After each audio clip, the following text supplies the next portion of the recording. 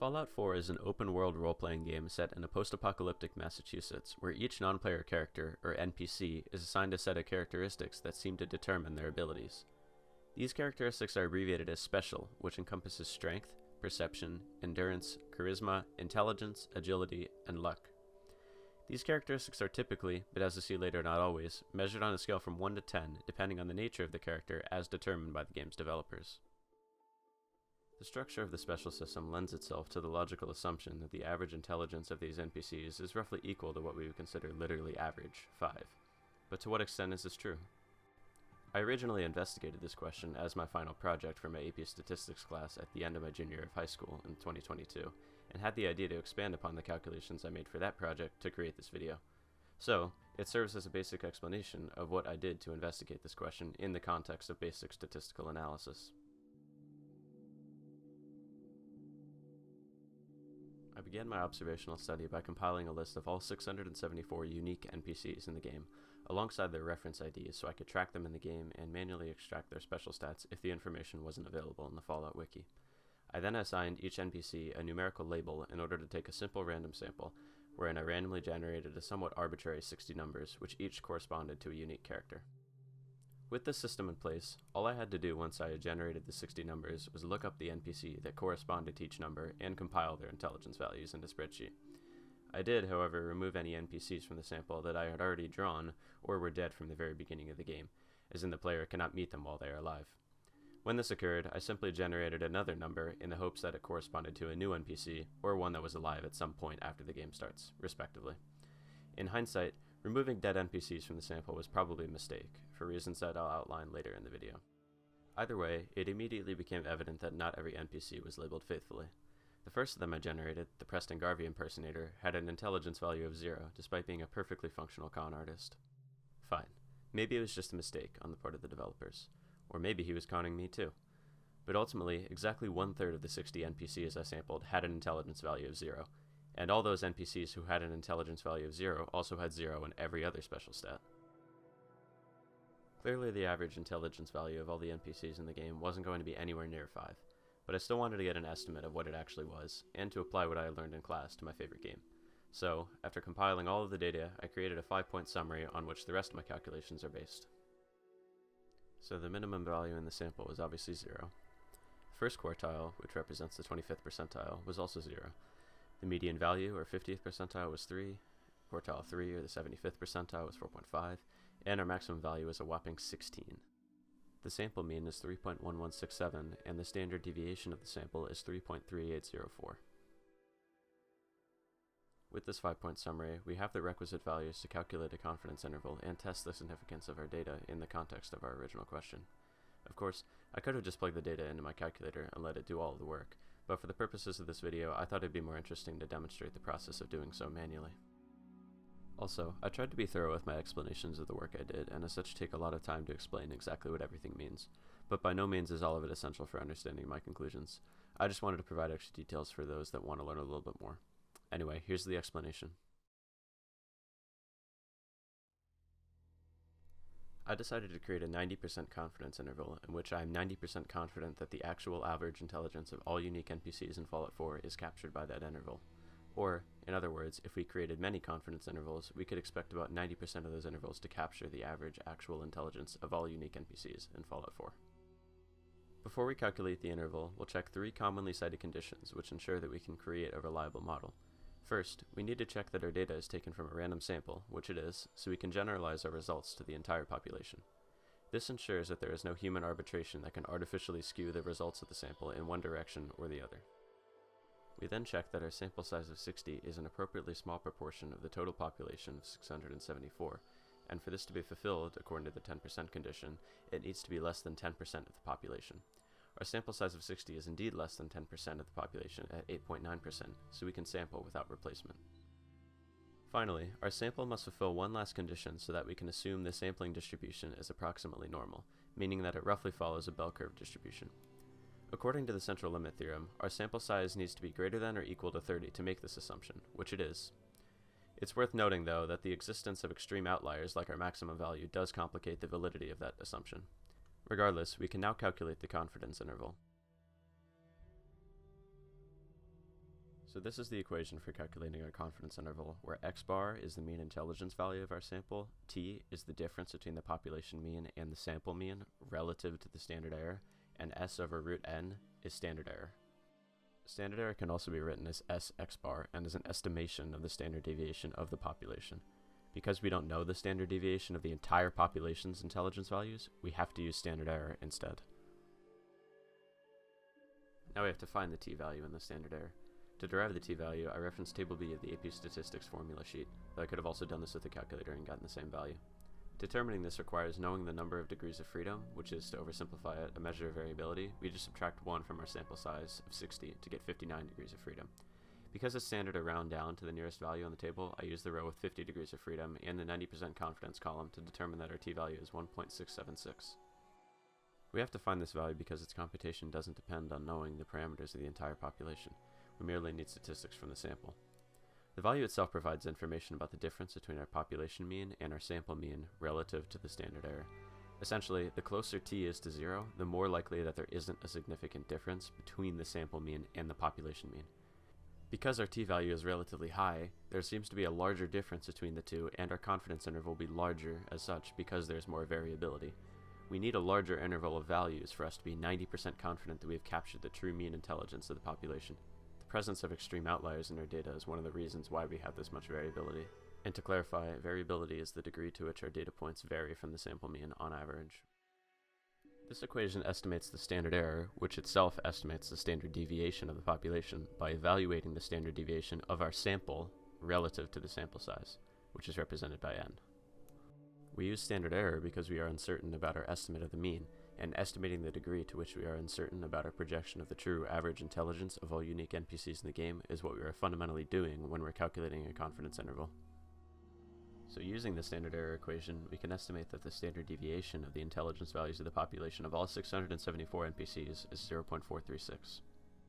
Plugging our t-value and our standard error into the confidence interval formula nets us the interval 2.3874, 3.8459. So, we're 90% confident that the true average intelligence of the population of all unique NPCs in Fallout 4 is between these two numbers. There's a wide range of values in this interval, and that's partially due to the fact that the standard deviation of our random sample is very high because of outliers in the data like Codsworth, who has an intelligence value of 16 for some reason. With fewer such outliers, we would have a much smaller interval.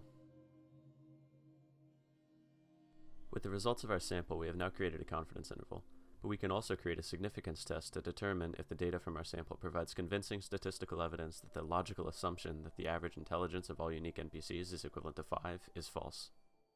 For this two-tailed t-test, we are trying to determine whether the data we collected from our random sample disproves the claim that the average intelligence of the NPCs is 5. We call this original claim the null hypothesis, and an alternative claim that the average intelligence of all unique NPCs is not 5, the alternative hypothesis. We use the same values to check our three conditions as we did for the confidence interval, and they all pass, so we can proceed with the calculations without having to qualify our ultimate claim quite as much.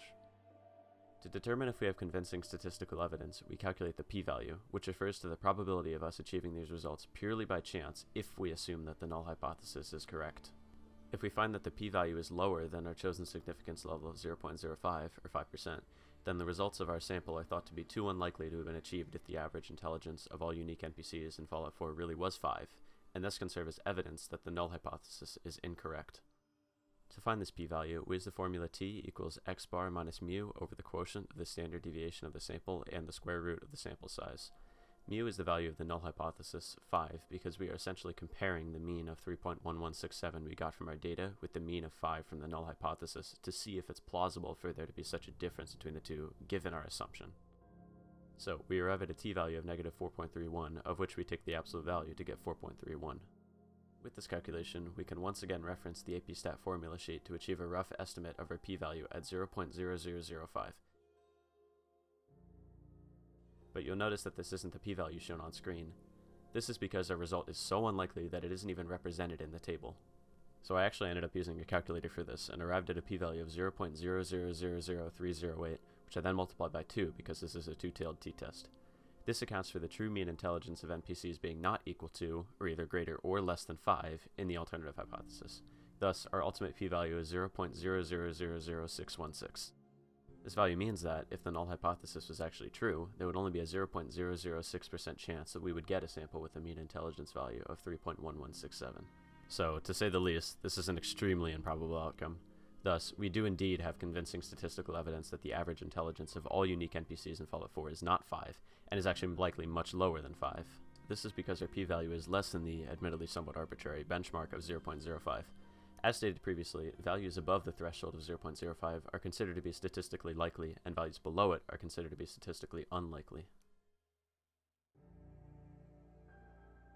Given the limitations of the game's engine, and on the amount of human labor and thought that can go into creating an entire world from scratch, there are obviously a lot of caveats here. For one, it's clear that the developers didn't intend for special stats to accurately reflect the in-lore capabilities of NPCs. There are many characters in the game with intelligence values of 0 that are perfectly capable of performing normal human functions, despite having 0 intelligence. So the intended intelligence of a given character doesn't seem to always be correlated with their intelligence value. Further, Slim, a ghoul merchant with no function within the game other than selling items to or buying items from the player, inexplicably has an intelligence value of 11. Now, maybe the developer who created him liked to think of him as something of a hidden genius, but regardless, he functions exactly the same as his counterparts with an intelligence value of 0. However, intelligence as a stat has many implications for the player, such as the rate at which they gain experience and the ease with which they can hack terminals, alongside unlocking 9 unique perks that the player can invest in should they choose to increase a stat beyond its default value of 1. None of these apply to NPCs though, so intelligence doesn't seem to have any practical function for them. The fact that NPCs, but not the player, can have special stats of 0 reflects this fact. Because of this, the developers of Bethesda likely didn't have any incentive to accurately reflect the in-lore intelligence of characters through their intelligence value, which accounts for their somewhat nonsensical distribution. As an example of this, Codsworth's intelligence is listed as 16, while Whitechapel Charlie, another one of General Atomics' Mr. Handy robots that's presumably equipped with the exact same specifications, has an intelligence of 0. Other special stats such as strength, which increases carry weight, do actually have an effect on a special subset of NPCs with special gameplay functions called companions, but as far as I know, intelligence has no such function. This isn't the case for non-companion NPCs though, and it's not certain that any special stat has any measurable effect on these non-companion NPCs. I've done a fair bit of searching online and experimenting in-game, and I haven't found any evidence to support this, but let me know in the comments if you have. Another confounding variable involves the special stats of NPCs that are dead from the very beginning of the game, as in those characters who spawn into the world dead and thus are not killed by you or other characters after the game starts. It was probably wrong of me to remove these NPCs from the sample and randomly select another living character, because if dead NPCs were more likely to have higher or lower special stats, removing them from the sample could actually create bias. I actually went and tested this a little by finding the intelligence values of 5 such characters in-game. Of these 5, which I randomly selected, all 5 actually had an intelligence value of 4. I ended up doing this 3 more times and found that every single one of them was assigned a value of 4 in all special stats, including intelligence, so it's probably reasonable to assume that this applies to all dead NPCs. I did this little experiment with the expectation that the average intelligence value of these dead NPCs would be 0. Because they're never alive in-game, and thus would have no reason to have special stats, more so than even most regular NPCs, I figured that the developers would have simply assigned them all a value of 0 for each special stat. But it actually seems that most, if not all, were assigned a value of 4, and in fact, 15 out of the 60 living NPCs had an intelligence value of 4, which is the most common value aside from 0. So it seems that 4 is the other default value in the game, and would also be a bit more logical than 0. By contrast, only 2 of the 60 NPCs actually had an intelligence value of 5. This begs the question of why this isn't the case for all nondescript NPCs. Like, why 0? I'm not really convinced there's a specific reason for this, but let me know what you think in the comments. In any case, the statistical implication of this is that the average intelligence value actually would have likely been higher if I'd included these dead NPCs in the sample, as under the assumption that their default intelligence value is 4, the average intelligence of all these dead NPCs would be higher than the average intelligence value in my sample, so this is certainly a confounding variable. So as you can see, Fallout 4 does not at all abide by conventional logic when it comes to special stats. In fact, aside from companions, there doesn't seem to be much of a pattern to the distribution of intelligence at all, so this study's usefulness is very much limited by the lack of insight offered by those special stats. But regardless, I found it fun to investigate this and better understand the game's mechanics and the practical limitations that complicate this kind of statistical analysis, even in the context of a video game. So, I hope you found this video at least somewhat interesting, and that you have a great day.